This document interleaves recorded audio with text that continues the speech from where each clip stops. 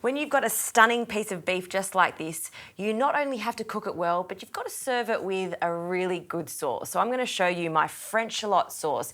It's rich, it's deep in flavour, and this is one you'll definitely want to put in your repertoire because you're going to be using it over and over again. It's that good.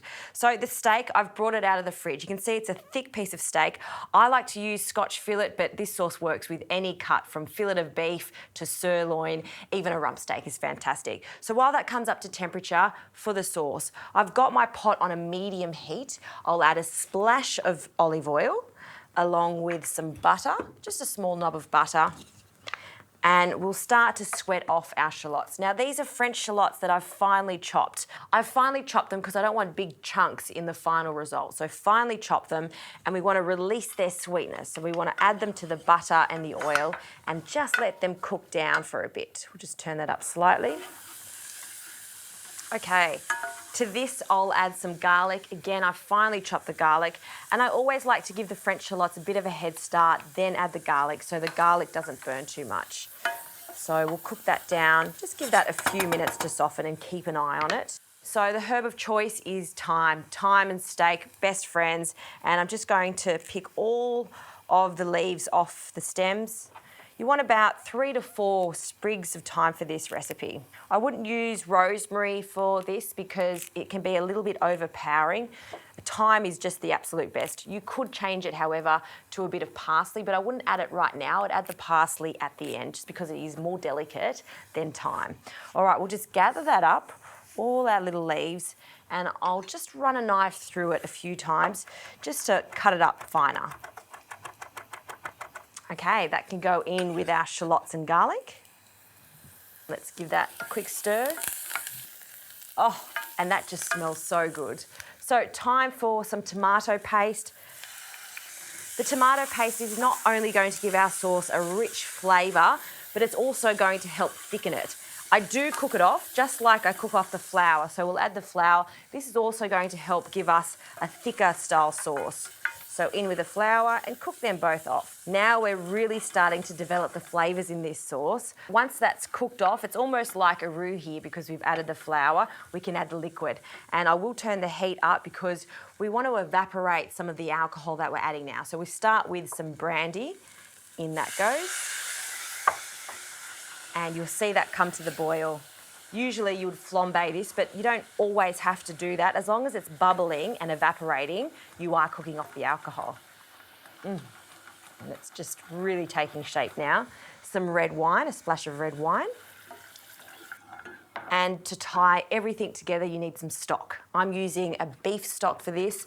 I'm also not adding any salt because there's enough salt in my beef stock. You want about 500 mils of beef stock for this recipe because now it's about slowly cooking this down and reducing. And this is what's going to give us a lovely savoury flavour.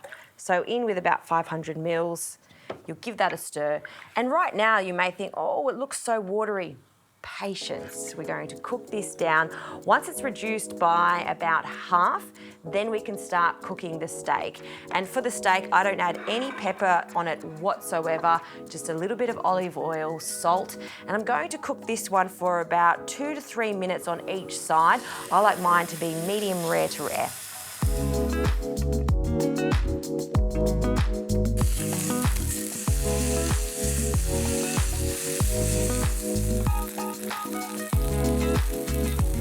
All right, the steak is cooked. I do allow it to rest. Resting is key for a really juicy steak. And have a look at this stunning sauce. See how it's reduced significantly? That's just by leaving it to gently cook away. And because I've added that tomato paste and also the flour, it has thickened up. Now, because this is quite rich in flavour, just to round it off, I like to add a splash of cream. So just some thickened cream. You don't need much, 2 to 3 tablespoons at most. And give that a stir. I'll just use a wooden spoon for this. And look at that gorgeous colour. Fantastic. It's not too thick, it's not too thin. It's just right, exactly how it should be. Okay, I'll just let that cook off just for a moment while we slice this stunning Scotch fillet. So after resting it, I'm just going to slice it against the grain, perfectly cooked. And you may notice there's no juices whatsoever on my board. That's because we've rested it. And that means that the juices don't go on the board, they go back into the steak, leaving it with that lovely texture, that juicy texture that we all love so much with a steak. So this is enough for 2 people. And once we've sliced it, I just want to show you how perfectly cooked this is. Look at this slice right here. So juicy, pink all the way through too, because we did bring it out of the fridge for an hour so it can come to room temperature, and we've allowed it to rest. So I like to serve this with lots of sauce because I love this sauce so much. So a drizzle on the plate to start with. We'll just grab a spoon, almost a little blanket for our gorgeous steak to sit on, and just spread that around on the plate. We'll place that on top. And I always just like to sort of tilt it on an angle so we can see, as we say in the cooking world, the cuisson, or the cooking of the steak, so you can show off the medium rareness of it. A little freshly cracked pepper and some more sauce over the top, just on some of these end bits. A little more here. And for a garnish, just a hint of thyme. I also like the flavour of the fresh thyme too, so sprinkle of that over the top. Now, if you want to impress someone, maybe on a date night, then cook this dish. Serve it with some roast potatoes, some chippies, maybe a side salad. It is so impressive, but most of all, it's this sauce that I want you to remember. Really easy to make. In fact, you can make this ahead of time. Just warm it up. You'll look like a pro in the kitchen.